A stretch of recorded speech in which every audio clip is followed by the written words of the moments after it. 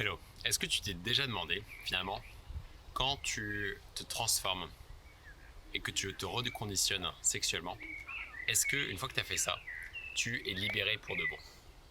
Est-ce que, finalement, par exemple, moi, je ne connais jamais de problème d'éjaculation prématurée? Est-ce que je suis immunisé face à une excitation sexuelle qui est trop haute? La réponse à ça, la réponse première, évidente, c'est bien sûr que non.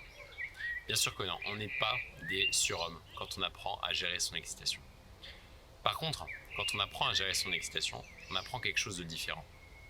On apprend à subir, à voir monter son excitation et savoir faire demi-tour. Et c'est deux choses, à mon avis, qui sont très différentes. Et donc aujourd'hui, j'aimerais parler d'un sujet qui est franchement important. Et c'est un sujet qui est en réaction avec ce que j'ai vécu dans le groupe d'hommes que j'ai pu coacher, que j'ai la chance de coacher. En fait, ce qui s'est passé, c'est que certains hommes éprouvaient de la frustration. Ça faisait 7 semaines qu'ils travaillaient et qu'ils ne voyaient toujours pas de résultats vraiment concrets chez eux. Et je pense que ça vient du fait qu'on a des attentes qui sont trop irréalistes vis-à-vis de la question. On a l'impression qu'il y a certains hommes qui peuvent faire l'amour indéfiniment, sans aucun souci, parce que finalement l'excitation sexuelle ne les affecte pas du tout. En fait, bien au contraire. C'est juste que ces hommes-là, ils ont appris deux choses. La première chose qu'ils ont appris, c'est de savoir faire fluctuer leur excitation. Ça, c'est indéniable. C'est l'aspect finalement mécanique. Mais la deuxième chose qu'ils ont appris, c'est quelque chose, à mon avis, qui prend plus de temps et qui diffère en fonction des différents individus. C'est finalement de réussir à repousser une satisfaction immédiate pour un gain sur le futur. Et à mon avis, c'est vraiment deux choses qui sont différentes.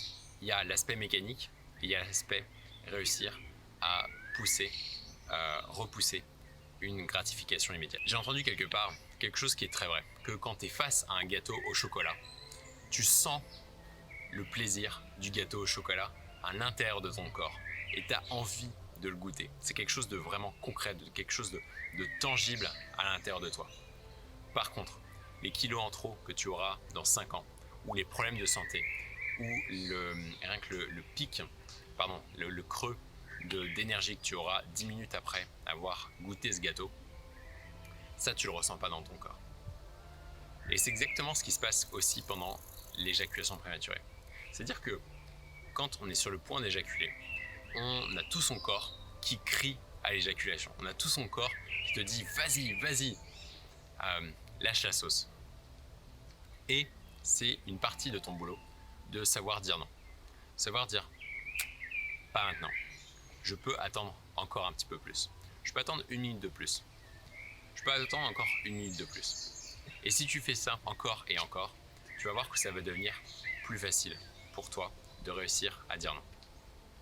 À mon avis, un des plus grands problèmes qu'on rencontre, au point de vue individuel, mais aussi de façon collective, c'est notre incapacité à pouvoir prendre des actions qui tournent en notre faveur sur le long terme, quand on a un gain immédiat sur le court terme.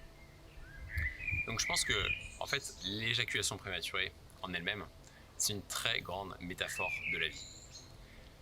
Parce que finalement, ça revient à se poser la question de comment réussir à repousser les tensions qu'on ressent dans notre corps physiquement, mais finalement qui ne contribuent pas à nous élever. Et ce genre de tension, moi maintenant, je le connais à plein d'autres niveaux que juste sexuellement. Typiquement, par exemple, avec mon rapport à la nourriture. J'ai tendance à surconsommer de moins en moins, c'est un sujet sur lequel je travaille, et j'ai tendance à très souvent surconsommer et à devenir un vrai glouton quand je mange. Le fait de pouvoir résister aux pulsions de son corps, ça c'est quelque chose à mon avis qui permet d'élever l'âme. Aussi par exemple le fait de retenir sa respiration un peu plus longtemps quand on court ou quand on nage ou quand on fait tout un tas d'exercices physiques. Résister à ces tensions. La bonne nouvelle, c'est que si par exemple tu as du mal à le faire au lit, c'est quelque chose que tu peux transposer dans d'autres domaines de ta vie. Par exemple, dans l'exercice physique. Par exemple, dans la prise de parole avec d'autres personnes. Quand tu sens cette tension à l'intérieur de toi qui te dit n'y va pas, n'élève pas le son de ta voix. Il y a quelque chose de beau, je trouve, à ce sujet, qui est que la plupart de nos problèmes viennent de notre incapacité à pouvoir retarder, à pouvoir supporter cette tension à l'intérieur de notre corps. Et quelque chose de très universel. On est énormément d'hommes et de femmes à sentir ces genres de problèmes. Ce corps qui nous dit d'arrêter quand on est à bout de souffle. Cet esprit qui nous dit que oui, on a le droit de manger cette dernière part de gâteau.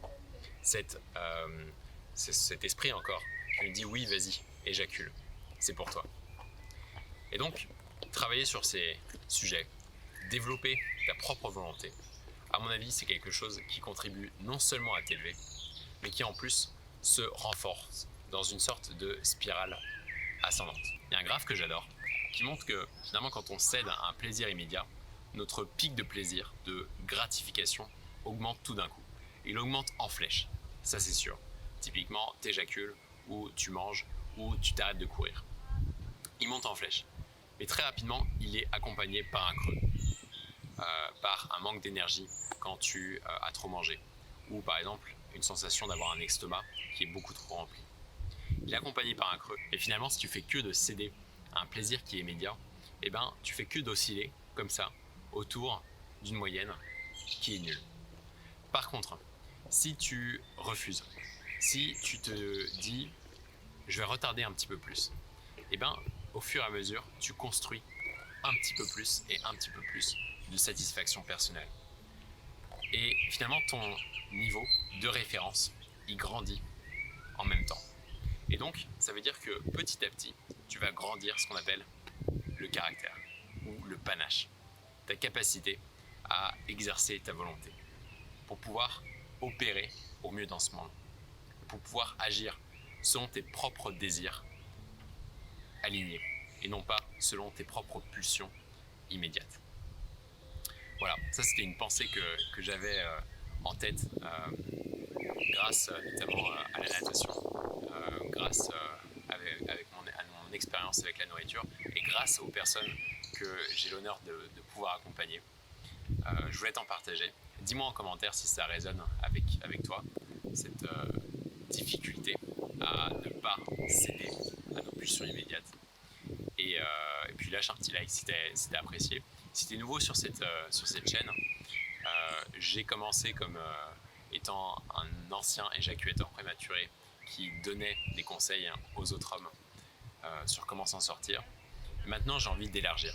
J'ai envie d'élargir les sujets de cette chaîne à quelque chose de plus grand, de comment est-ce qu'on peut réussir à se construire en tant que personne dans ce monde-là, qui est extrêmement complexe, je trouve, parce qu'on vit des temps qui sont inédits.